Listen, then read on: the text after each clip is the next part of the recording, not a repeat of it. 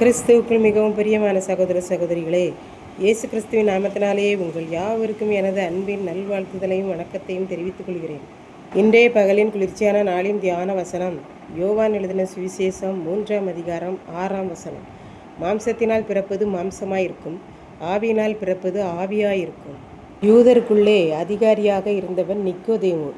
இவன் ஒரு பரிசேயன், தசம பாகத்தை ஒழுங்காக கடவுளுக்கு கொடுப்பவன். வீட்டிற்குள்ளே செல்லும்போது கால்களை கழுவி அப்படியே வீட்டில் உள்ள எல்லா பொருள்களையும் கழுவினால்தான் சுத்தம் என்று நினைப்பார்கள். இந்த பரிசேயர்கள் இயேசுவை மதிப்பதில்லை.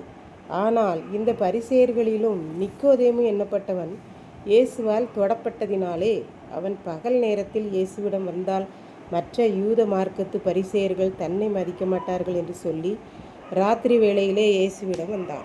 போதகரே, நீர் தேவனிடத்திலிருந்து வந்த போதகர் என்று நாங்கள் அறிந்திருக்கிறோம். ஏனென்றால் தேவன் தன்னுடனே இராவிட்டால் நீர் செய்கிற அற்புதங்களை எல்லாம் யாராலும் செய்ய முடியாது என்றான்.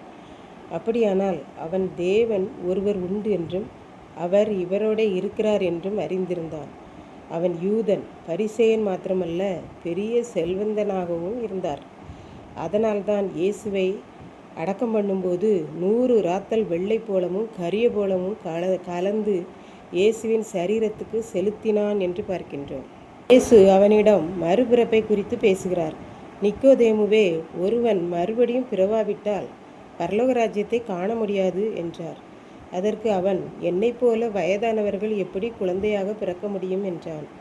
அதற்கு இயேசு, ஒருவன் தண்ணீரினாலும் பிறக்க வேண்டும், பரிசுத்த ஆவியானவராலும் பிறக்க வேண்டும் என்று கூறினார். அப்படியானால் சரீரமும் ஆண்டவருக்கு முன்பாக பரிசுத்தமாக இருக்க வேண்டும், உள்ளான இருதயமும் ஆவியானவரால் நிரப்பப்பட வேண்டும். அப்போதுதான் பரலோக ராஜ்யம் செல்ல முடியும் என்று இயேசு கூறுகிறார். இயேசு நிக்கோதேமுவிடம், காற்று வீசுகிறது, அதன் சத்தத்தை கேட்கிறாய், அதன் அசைவை மரத்தின் இலைகளின் அசைவினால் பார்க்கிறாய். ஆனால் அந்த காற்று எங்கே இருந்து வீசுகிறது என்றோ எந்த இடத்திற்கு இறுதியாக செல்லுகிறது என்றோ உன்னால் பார்க்க முடியாது. ஆவியினால் பிறந்த மனுஷனும் இவன் பரிசுத்த ஆவியினால் நிரப்பப்பட்டிருக்கிறான் என்பதை நம்மால் பார்க்க முடியும்.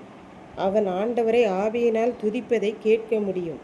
ஆனால் அந்த ஆவியானவர் எங்கே இருந்து இவனுக்குள் வந்தார் என்றோ எப்படி எங்கே போகிறார் என்பதையும் நம்மால் கண்டுகொள்ள முடியாது என்று இயேசு நிக்கோதேமுவிடம் கூறினார். இன்றைய தியானத்தில் இந்த நிக்கோதேமுவே கதையாக எடுத்துக்கொள்வோம். இவன் நல்ல வசதி படைத்த பெரிய செல்வந்தர் வீட்டு பிள்ளை. இளம் வயதிலேயே குடிகாரனாக மாறியவர். அவருடைய தாய் கண்ணீர் விட்டு மகனிடம் அழுதாள், கெஞ்சினாள், புத்திமதியை கூறிக்கொண்டு வந்தாள். நிக்கோதேமு குடியை விட்டுவிடவே இல்லை. கடைசியாக தாய் கூறினாள், மகனே, என்னுடைய மரணம்தான் உன்னை திருத்தும் என்று கூறிக்கொண்டு வந்தாள்.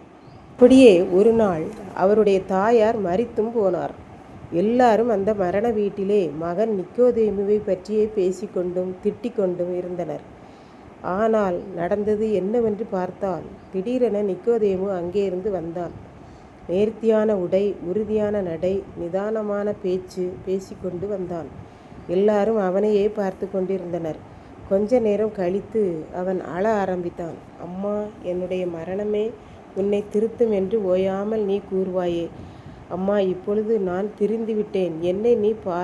உன்னை பார்க்க நான் வந்திருக்கிறேன். அம்மா, நீ என்னை பாரம்மா என்று சொல்லி அழுதான். இந்த அழுகை எல்லாருடைய மனதையும் உலுக்கியது. அவன் குடித்து குடித்து சரீரம் பலவீனமாயிருந்தது. அதன் பின்பு அவன் பலனடைந்து யூதர்களுக்கெல்லாம் சன்மார்க்க ஜீவியத்தில் போதகம் பண்ணி கொண்டு வந்தார்.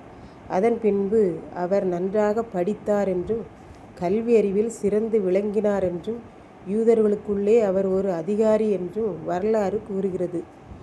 இயேசுவின் போதனைகள், அற்புதங்களை எல்லாம் எல்லா பரிசேயர்களைப் போல இவரும் கேட்டார், பார்த்தார். ஆனால் இயேசுவின் போதனைகள் இவர் உள்ளத்தை தொட்டபடியினாலே அவர் இரவு நேரத்தில் யாருக்கும் தெரியாமல் இயேசுவிடம் வந்தார், தொடப்பட்டார் என்று பார்க்கின்றோம். இதை கேட்டுக்கொண்டிருக்கும் எனக்கன்பானவர்களே, இன்றைக்கு நாம் நம்முடைய ஆண்டவரை குறித்து என்ன நினைக்கிறோம்? நம்முடைய ஆண்டவரே எல்லாரையும் அறிந்திருக்கிறவர். நாம் என்ன சிந்திக்கிறோம் என்பதை கண்டறிகிறவர். ஏனென்றால் மனுஷனுடைய நினைவுகளின் தோற்றம் முதலாய் அறிந்திருக்கிறவர் என்று நாம் வேதத்தில் வாசிக்கிறோம். ஆகவே நான் பாவம் செய்யவில்லை என்று கூற முடியாது. இருதயத்திற்குள்ளாக குற்றங்களை மறைத்து விடவும் முடியாது. எல்லாரை குறித்தும் அவருக்கு தெரியும். ஆகவே நாம் நம்மை மறைக்காமல் அறிக்கையிட்டு மன்னிப்பை பெற்றுக்கொள்ளுவோம். கர்த்தர் தாமே இந்த வார்த்தைகளை ஆசீர்வதிப்பாராக. ஆமென். ஜெபம். அன்பின் ஆண்டவரே, இந்த அருமையான நல்ல நாளுக்காக நன்றி செலுத்துகிறேன். இப்போதும் இதை கேட்டுக்கொண்டிருக்கிற ஒவ்வொரு பிள்ளைகளுடைய இருதயத்தையும் நீர் அறிந்தவரானபடியால் உம்மிடத்தில் மன்னிப்பு கேட்டு பெற்றுக்கொள்ள உதவி செய்தருளும். இயேசு கிறிஸ்துவின் மூலம் வேண்டிக் கொள்கிறேன் பிதாவே. ஆமென்.